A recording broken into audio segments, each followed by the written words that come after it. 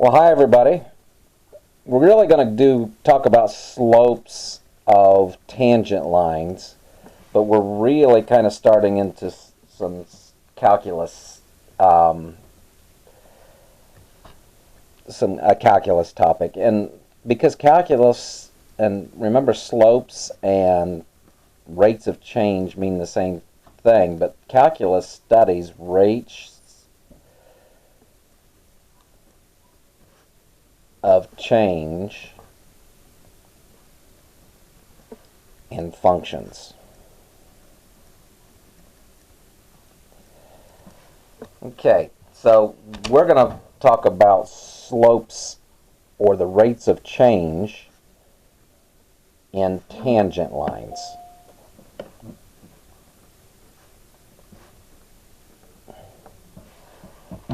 Now, that's what we're exploring in this. So I don't know if you recall, let's say I put this radius out here, and you remember tangent lines to a circle, they just touch it once. Looks like I went through it. If you went through it twice, that's a secant line. This is a secant line. This is a tangent line. And to the radius at that point of tangency, those are perpendicular. So that's a tangent line, and this is a secant line. Now, I'm just going to make a sketch here. Kind of draw a y-axis and an x-axis, and if I were to draw a graph that kind of looks like this. Okay, at this point, we have a certain tangency. And if I were to look at the line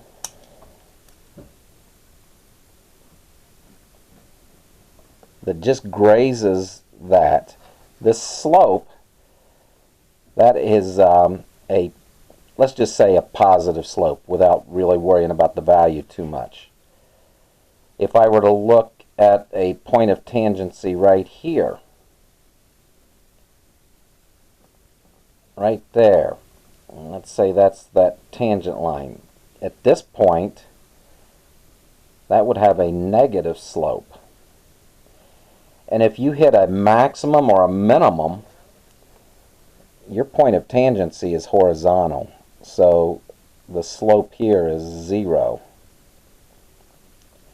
So it's the same function, has the same, whatever the function is, however it's defined, but at different points it has different slopes, and that's what we're talking about in this today. Now, we're going to talk about the slope, and since we've been doing limits, the limit process for finding finding like equations for slopes in a function. And let's suppose I'll just draw an x and y axis again here, and I'll draw a some sort of curve here. Let me put a point here and a point here, and this point is x and f of x. Now, I'm going to come out here, and let's say that's h units here. The coordinates of this point, I just add h to the x coordinate, so I have x plus h, and then you use the function to figure out the y coordinate, f of x plus h. So,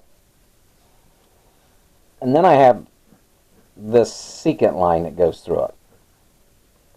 And if I keep, well, let me just do one more here. If I keep coming closer and closer, and I make that h from here to here smaller and smaller, eventually I get closer and closer until I have where here h is even smaller from here to here. It's still like these coordinates, but I'm changing h all the time. And then I get down to here and I get to the tangent. Alright? Well, to find the slope, first of all, any secant line, the slope of the secant line would be, remember, y2 minus y1? So that's f of x plus h minus f of x over, and then y2 minus y1, x plus h minus x. This is over x2 minus x1. I think I said that wrong initially. And then that slope of that secant line then, no matter what value for h we choose, we have this general formula. We'd always have this, f of x plus h minus f of x over, and then x plus h minus x. Those x's cancel out over h. So that's the slope of that secant line. So to find the general formula for finding the slope of a secant line,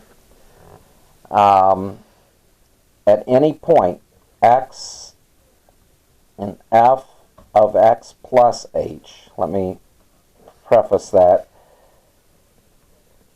the slope of the tangent line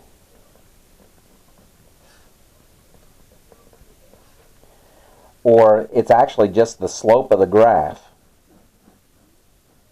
at that point,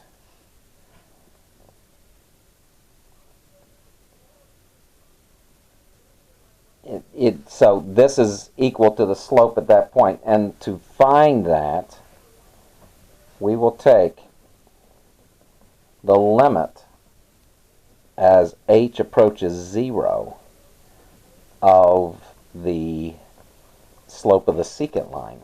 The slope of the graph, and that's what m stands for, take the limit of the slope of the secant line. So this is what we're really going to use. So just get this down right here. It's the limit as h approaches 0 of f of x plus h minus f of x over h. Okay? This is what we're going to be doing a lot in this lesson.